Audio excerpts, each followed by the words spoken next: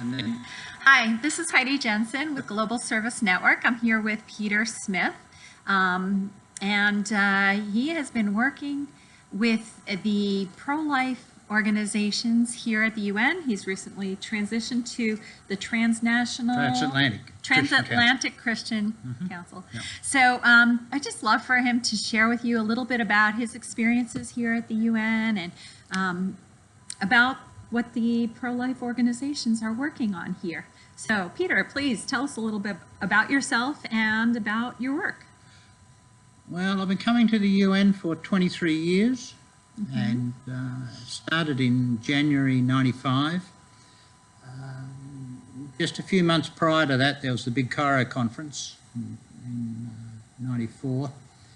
And the Holy See had, actually the Pope had asked pro-life groups all around the world to come and help out at this awful big conference. The Clintons were trying to make abortion a human right.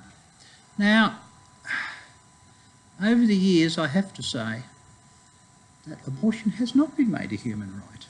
Now, whether that was because we were here or not, it's hard to know, because you can't do it with us not being here, because we are here. But I honestly believe we've made a difference, and that abortion is not a human right. Some people pretend it is, but it isn't. Also, I lobby with lots of pro-family NGOs. We believe marriage is between a husband and wife, and that kids do best when they got a mum and dad looking after them.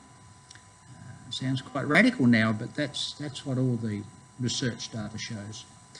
And I've just been here this week and last week at the NGO committee. I help NGOs get accredited, and I go to Commission on Status of Women and Population Development, third committee resolutions. I was at the cloning negotiations, Disability Convention, International Criminal Court negotiations, lots and lots of meetings. So I'm writing a book about it.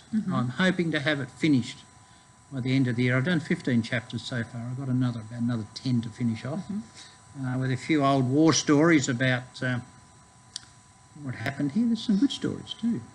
Peter and I have been friends for about 15, 16 years. And it's just been exciting to be able to see him a couple times a year as they're working on different issues. One of my favorite memories of our time, I don't know if I've ever said this to you, was when we were over in the temporary building. And there was a Latin American diplomat who was very upset about the pressure she was experiencing regarding some of the pro-life, pro-family issues. And she got to the point of tears. It was just a lot of pressure that the US and UK or the EU were pushing on these delegates, and they were very pro-family Latin American Catholic countries. And here this woman of faith was just feeling the pressure to bend. And I introduced Peter to her, and the two of us prayed together for this woman that she would be strong. Oh, well. To me, it stood out that we could not only support her prayerfully as brothers and sisters, but that also you could introduce to her the language that would be helpful in her negotiations. And that's one of the things I think is very important. That's why I try to make myself available during those times when the delegates are experiencing these challenging times where they will feel pressure from a lot of the NGOs that are not faith-based or pro-family, pro-life, and that I can introduce them to Peter as well as some of the others that I've met through the years, and be a spiritual support to them as well. Well, you see, I've had some pastors say to me, "Oh, Peter, what's been the result of your ministry?" I said, "I don't know. See, you mentioned I prayed with this lady and you did, and it helped her. I have no memory of that at all." Now, I remember once going down to Pennsylvania, and I preached at a church. My pastor from Scotland got a call to this church over there. his son married my daughter. There's a family connection now. So Foster had me come down, and I spoke once on pro-life things, and I came back a second time. And I got some sort of response, and I thought, no, well, reasonable. Many years later, Foster said to me, do you know, after your second time in that church, it's down near Harrisburg, in Perry County, he said, those people got together and fundraised and bought an ultrasound machine for the Crisis Pregnancy Centre. And I remember talking to someone else up from Boston who had a Crisis Pregnancy Centre, and they said, even with college students, 80% of women don't abort if they see their baby on the ultrasound machine, whereas only 20 or 30% don't abort if they don't see their baby. So, because of me going down there to preach, it got the people motivated to buy an ultrasound machine, and I've probably helped save some babies down there, but I have no idea who. And you just don't know who the Lord runs you into and how you've affected anybody in a good or bad way. You just don't know. And it's good that way, because we'd get proud if we knew all the different effects we had.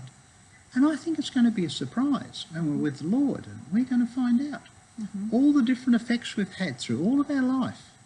And people might come up and say, oh, Peter, my mum was pregnant when you spoke in the church and you didn't have an abortion. And I had a great life.